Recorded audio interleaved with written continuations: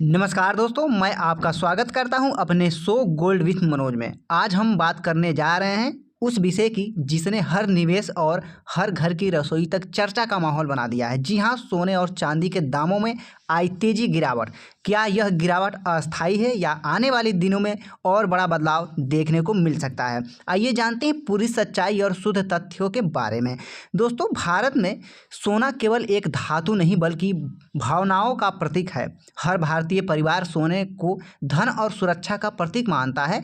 परंतु क्या वास्तव में भारत में सोना खरीदने से उनके दाम बढ़ते हैं या उत्तर है नहीं। सोने की कीमतें भारत नहीं बल्कि विश्व बाजार निर्धारित करता है।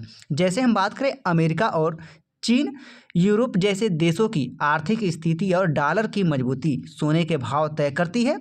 इसमें बात करें, कई लोग यह सोचते हैं कि जब शेयर बाजार गिरे तो गोल्ड में निवेश करना चाहिए। यह धारणा एक हद तक सही है क्योंकि गोल्ड को हमेशा से सुरक्षित निवेश माना गया है। लेकिन याद रखें, शेयर बाजार पर असर पड़ता है घरेलू नीतियों का, जबकि गोल्ड पूरी तरह वैश्विक घटनाओं से प्रभावित होता है।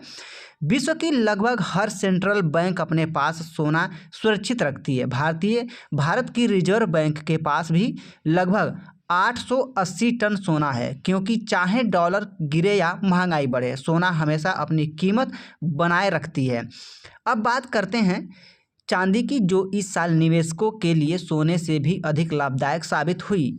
चांदी के दामों में जबरदस्त उतार चढ़ाव के बावजूद उसने लगभग 60,000 प्रति किलो तक का स्तर छू लिया है। आज चांदी केवल गहनों की धातु नहीं रही बल्कि उद्योगों और सौर ऊर्जा और इलेक्ट्रॉनिक में कई मांग तेजी से बढ़ रही हैं।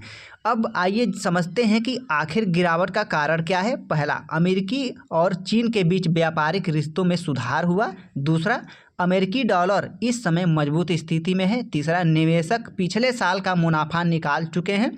और चौथा, ट्रंप के प्रभाव से अमेरिकी बाजार की स्थिर हो गई है।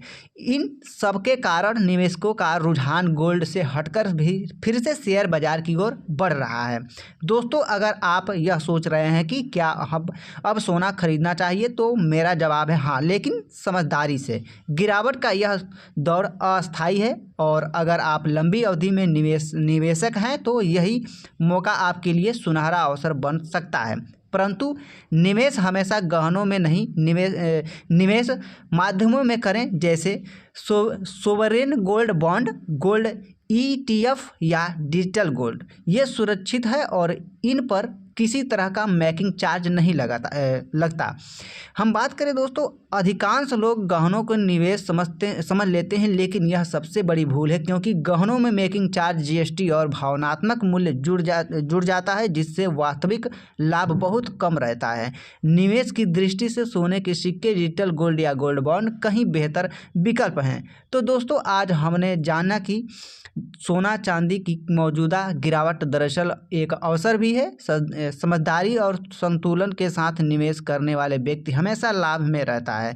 आपका क्या मानना है? क्या अभी निवेश करना उचित है या थोड़ी प्रतीक्षा करनी चाहिए? कृपया अपनी राय कमेंट बॉक्स में लिखें।